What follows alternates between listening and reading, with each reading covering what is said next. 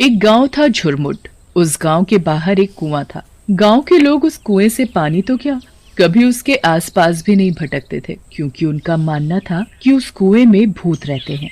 हर अमावस्या की रात को उस कुएं से भूतों की एक बारात बाहर निकलती है, गाजे बाजे के साथ। उस बारात में एक दूल्हा जो घोड़े पर सवार होता है, वो भी भूत होता है।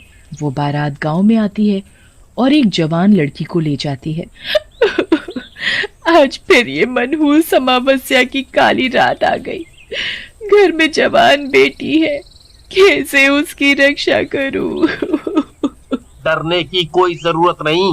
मैंने सभी खिड़की दरवाजे बंद कर दिए हैं। कोई भी दरवाजा खटखटाए तो खोलना मत।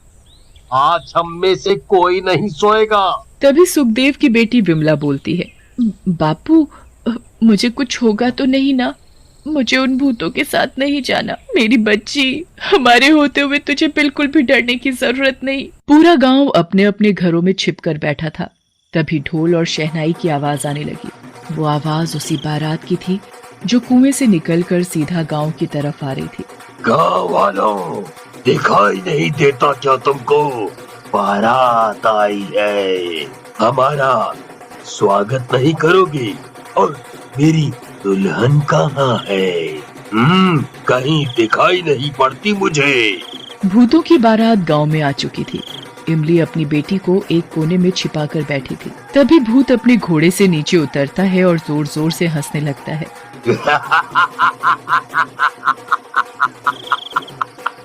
आज मेरी शादी है। बिना दुल्हन लिए मैं यहाँ से जाने वाला नहीं। तुम लोग मेरी दुल्हन को मेरे साथ विदा करते हो या मैं खुद उसे अपने साथ ले जाऊं? गांव में सन्नाटा था, किसी की कोई आवाज नहीं। तभी भूत किशनलाल के घर में दरवाजा तोड़कर घुस जाता है। तुम्हारा दामाद आया है। स्वागत नहीं करोगे अपने दामाद का? मेरी बेटी को छोड़ दो। उसकी अभी शादी की उम्र नहीं है।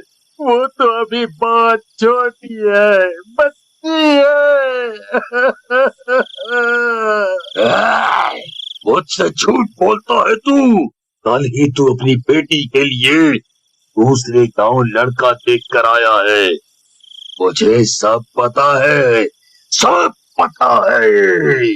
मेरी बेटी को हाथ लगाने की कोशिश भी मत करना। मैं उसकी माँ हूँ। तुम्हारे जैसे भूत के साथ अपनी बेटी की शादी कभी नहीं होने दूंगी। फिर क्या था, भूत को बहुत गुस्सा आता है। वो किशनलाल और सुमन की अपने दोनों हाथों से गर्दन तोड़ देता है और वो दोनों तभी दम तोड़ देते हैं। पुष्पा अंदर कमरे में छिप कर बैठी थी। माँ, पिताजी, तुमने मेरे माँ पिताजी को मार दिया। छोड़ मुझे अपनी माँ के पास जाने दे। पर भूत उसकी एक नहीं सुनता और उसे अपने घोड़े पर बैठाकर वापस कुएं में ले जाता है। सुबह होते ही इमली और उसके परिवार की सांस में सांस आती है। कल रात हमारी बेटी तो बच गई, पर जो सुमन के परिवार के साथ हुआ वो बहुत बुरा हुआ। पर कब तक हम अपनी बेटी की रक्षा करेंगे? एक ना एक दिन तो वो भूत हमारी बेटी को भी उठाकर ले जाएगा। उस रात के बाद पूरे गांव में मातम छाया हुआ था। गांव वाले मिलकर किशनलाल और सुमन का अंतिम संस्कार कर देते हैं, पर सबकी जुबान पर बस भूतिया बारात की ही बात थी।